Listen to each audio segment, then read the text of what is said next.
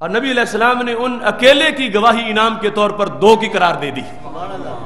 اب یہ جو وہ عربی تھا دیہاتی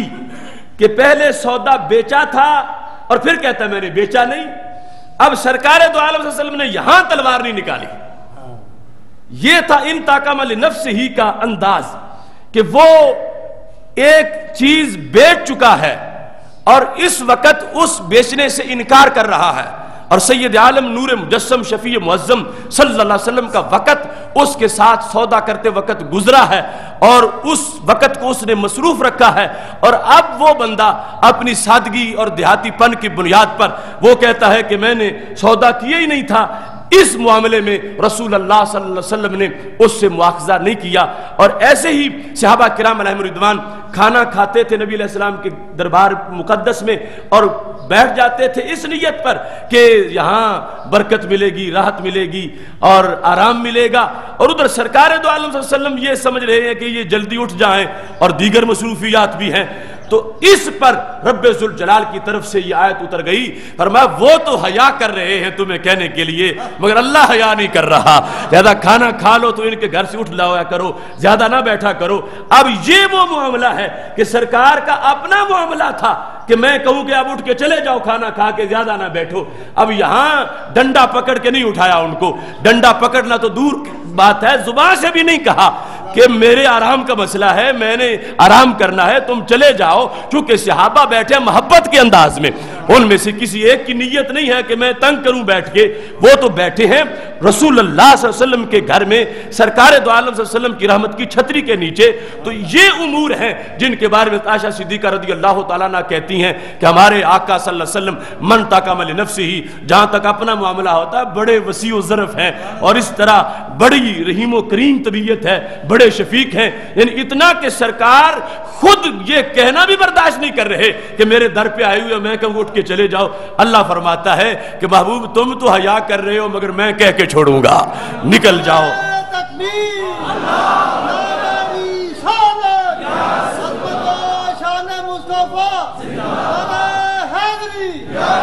اس واسطے ہر بات کا ایک پس منظر ہے، اس کا مطلب ہے،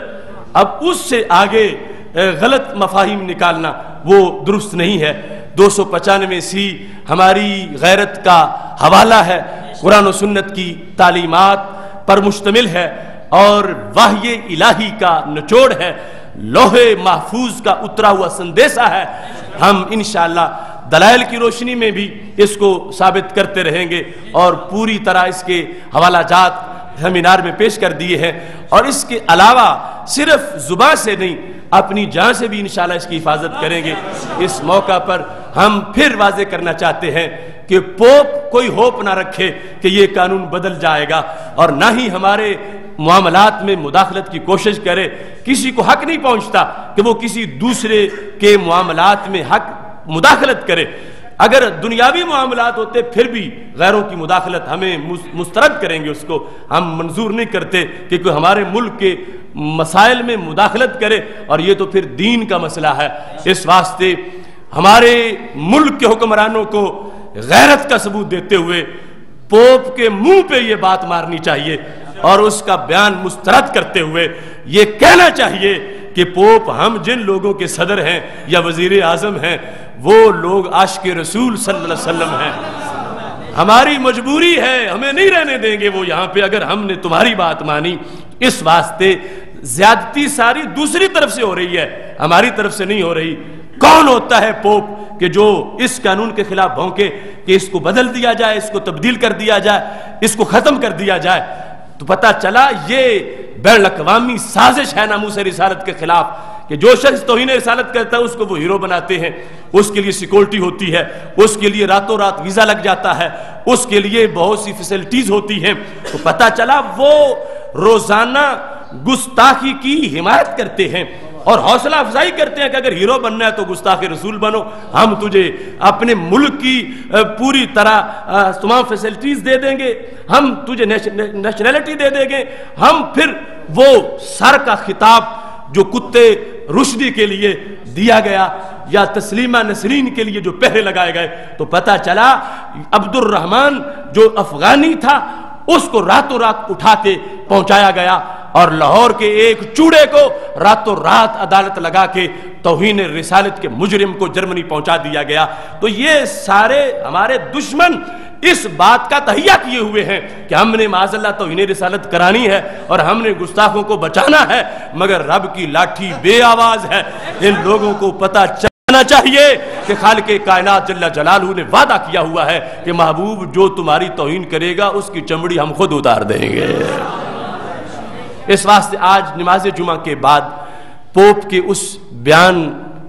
کی تردید کے لیے اور اس کے خلاف اپنے جذبات کے اظہار کے لیے اور غازی ممتاز حسین کے کردار کی تحسین کے لیے جو ہم نے سیمینار میں اعلان کیا تھا کہ جمعہ کے بعد ملک میں ریلیاں ہوں گی، اس ریلی میں آپ نے بھی شریک ہونا ہے۔ یہاں مسجد سے ریلی چلے گی اور گوندلا والا چوک کی طرف جائے گی، آپ تمام احباب اس میں شریک ہو کر اپنی حاضری لگوائیں، دنیا دیکھے کہ یہ ہیں رسول اللہ صلی اللہ علیہ وسلم کے غلام۔ ان کا تعلق جو لوگوں کے ساتھ ہے تو وہ سرکار کی وجہ سے ہے۔ لوگوں کے اپنی پارٹیوں سے بھی تعلق ہوتے ہیں کہ فلاں ہمارا لیڈر ہے، فلاں ہماری پارٹی کا ہے، لیکن جو عاشق ہے اس کا پہلا تعلق نبی علیہ السلام کے ساتھ۔ اگر کوئی پارٹی کا لیڈر اس تعلق کی خلاف ورزی کرتا ہے تو ہمارا اس پارٹی سے کوئی تعلق نہیں ہے۔ ہمارا تعلق تو اس پارٹی سے ہے کہ جو رسول اللہ صلی اللہ علیہ وسلم کی غلامی کا دم بھرنے والی ہے۔ اس واسطے مت دیکھو کسی پارٹی کو، مت دیکھو کسی لیڈر کو، اگر قبر بچانی ہے، قبر کی چاندنی لینی ہے، ایمان بچانا ہے تو آج اس بات پر اپنی آواز بلند کرو کہ ہمارا تعلق عشق رسالت والی پارٹی کے ساتھ ہے۔ ہم گستاخوں کے حامی نہیں ہیں، ہم گستاخوں کو ٹھکانے لگانے والوں کے حامی ہیں۔ اس بات کے اہتمام کے لیے آپ نے جانا ہے۔ اللہ سب کو اجر عظیم عطا فرمائے۔ وآخر دعوانا ان الحمد للہ رب العالمین۔